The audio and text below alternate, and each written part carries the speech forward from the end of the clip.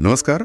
आज हम सिंगूर की कहानी की गहराई में जा रहे हैं। हाँ, सिंगूर एक तरफ टाटा का वो बड़ा सपना था, नैनो प्रोजेक्ट, दुनिया की सबसे सस्ती कार बनाने का, बिल्कुल।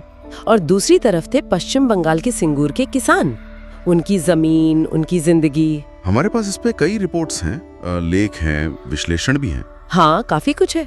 तो आज कोशिश रहेगी कि इस पूरे मामले को परत दर परत समझें। मतलब विरोध क्यों हुआ, राजनीति कैसे बदली, आर्थिक असर क्या पड़ा और इंसानी पहलू क्या था। बिल्कुल।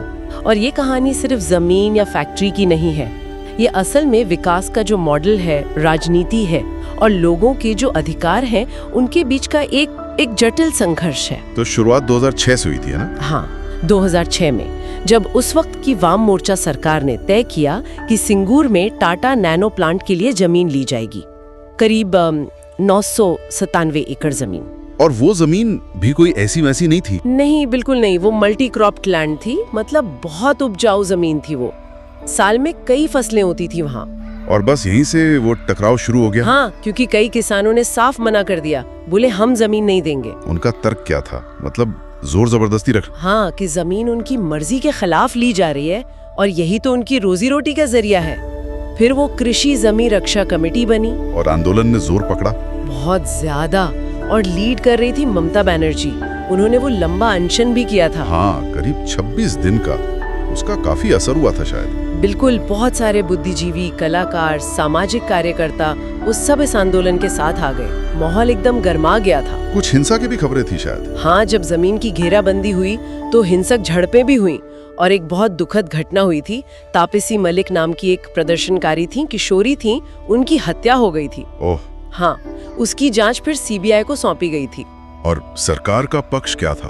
वो किस आधार पर जमीन ले रहे थे? सरकार ने वो 1894 का अंग्रेजों के जमाने का भूमि अधिग्रहण कानून इस्तेमाल किया। अच्छा, वो पुराना वाला। हाँ, जो कहता था कि सार्वजनिक उद्देश्य के लिए सरकार जमीन ले सकती है। लेकिन यहाँ सवाल उठा होगा कि एक प्राइवेट कंपनी का प्लांट सार्वजनिक उद्देश्य कैसे हो गया? एग्जैक्टली। यही सबसे बड़ा कानूनी और नैतिक सवाल था कि क्या किसी निजी कंपनी के फायदे के लिए किसानों की जमीन लेना पब्लिक पर्पस है। इस पर बहुत बहस हुई। कलकत्ता हाई कोर्ट ने भी शुरू में इस अधिग्रहण पर सवाल उठाए थे। तो ये सार्वजनिक उद्देश्य वाली दलील थोड़ी मतलब कमजोर लग रही थी उस वक्त। हाँ, ये सबसे विवादित पहलू था। और देखिए, कई विश्लेषण ये भी कहते हैं कि ऐसे मामलों में राजनीतिक दलों का रुख बदलता रहता है। मतलब जब वो सत्ता में होते हैं तो अधिग्रहण का समर्थन करते हैं और जब विपक्ष में होते हैं तो विरोध। सिंगूर इसका एक क्लासिक उदाहरण बन गया। और विरोध इतना बढ़ गया कि टाटा को हटना पड़ा। हाँ, अक्टूबर 2008 में रतन टाटा ने घोषणा कर दी कि नैनो प्रोजेक्ट सिंगूर से जा रहा है। वजह क्या बताई? लगातार विरोध प्रदर्शन और असुरक्षित माहौल। प्रोजेक्ट फिर चला गया गुजरात, साणंद में, जहाँ तब नरेंद्र मोदी मुख्यमंत्री थे और उन्होंने स्वागत किया। बिल्कुल। इस एक घटना ने बंगाल की राजनीति पर कितना असर डाला? अरे, पूरा नक्शा ही बदल दिया। सिंगूर और साथ में नंदीग्राम आंदोलन, इन दोनों ने ममता बनर्जी और उनकी पार्टी तृणमूल कांग्रेस को जबरदस्त पॉलिटिकल माइलेज दिया। और नतीजा 2011 का चुनाव, 34 साल पुराना वाम मोर्चा का शासन खत्म, तृणमूल कांग्रेस भारी बहुमत से जीती। वो परिवर्तन यानी बदलाव का नारा कामयाब हुआ। सत्ता में आने के बाद उन्होंने वादा निभाया जमीन वापसी का।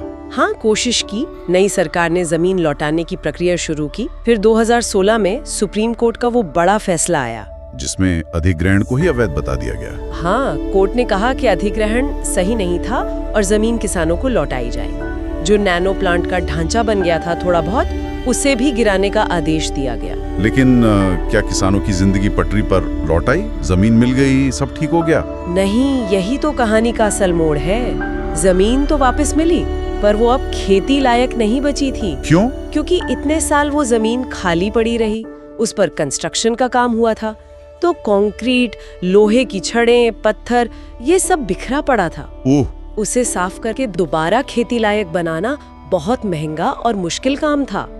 रिपोर्ट्स तो ये भी बताती हैं कि कई किसानों को मनरेगा में मजदूरी करनी पड़ी अपनी ही जमीन साफ करने के लिए। ये तो बड़ी विडंबना है। मतलब जिस जमीन के लिए इतनी लड़ाई लड़ी। बिल्कुल। और आज आप वहां जाएं तो कई किसान जिन्होंने जमीन बचाने के लिए लड़ाई लड़ी थी, वो आज ये कहते हैं कि काश यहाँ कोई फैक्ट्री ही लग जाती तो कम से कम रोजगार तो मिलता। ये बात बहुत कुछ सोचने पर मजबूर करती है ना? विकास के रास्ते और उसके अनपेक्षित परिणाम। सही कहा। मुआवजा या सरकारी मदद कुछ वक्त के लिए ठीक है, पर लोगों को स्थायी रोजगार चाहिए होता है। आज वहाँ कई किसान बेरोजगारी और बंजर जमीन दोनों की मार झेल रहे हैं। और कहानी में एक और कानूनी मोड़ आया हाल ही में, अक्टूबर 2023 में। हाँ, वो आर्बिट्रेशन वाला मामला। एक आर्बिट्रल ट्रिब्यूनल ने टाटा मोटर्स के पक्ष में फैसला दिया। क्या था फैसला? फैसला ये था कि पश्चिम बंगाल सरकार, खासकर उनकी जो इंडस्ट्रियल डेवलपमेंट कॉरपोरेशन है WBIDC, वो टाटा मोटर्स को मुआवजा दे, प्रोजेक्ट हटने से जो नुकसान हुआ उसके लिए। कितना मुआवजा?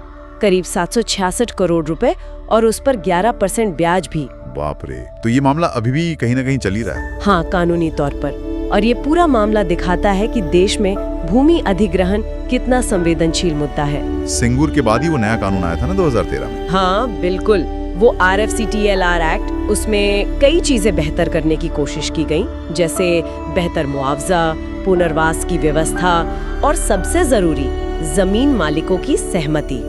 सोशल इम्पैक्ट असेसमेंट भी शायद। हाँ, सामाजिक प्रभाव का आकलन। लेकिन मुद्दे अभी भी हैं। सार्वजनिक उद्देश्य की परिभाषा क्या हो, निजी प्रोजेक्ट्स के लिए जमीन कैसे ली जाए, सहमति की शर्तें क्या हो, ये बहस अभी भी जारी है। तो सिंगूर सिर्फ एक जगह नहीं, ये एक प्रतीक बन गया है। किसानों के अधिकार, राजनीति की चालें, विकास का मॉडल और जमीनी हकीकत का एक जटिल मिश्रण। बिल्कुल, वो लखटकिया कार का एक सपना था, और वो सपना हजारों किसानों की जिंदगी की हकीकत से टकरा गया और एक ऐसी कहानी बन गई जो आज भी हमें बहुत कुछ सिखाती है, सोचने पे मजबूर करती है। और सच में, और ये सवाल छोड़ जाती है कि भविष्य में जब ऐसी परियोजनाएं बने तो सिंगूर से क्या सबक लिया जाए। हाँ, कैसे विकास और लोगों के अधिकारों के बीच एक संतुलन बने, ताकि विकास हो पर किसी की जिंदगी की कीमत पर नहीं। इस पर सोचना बहुत जरूरी है।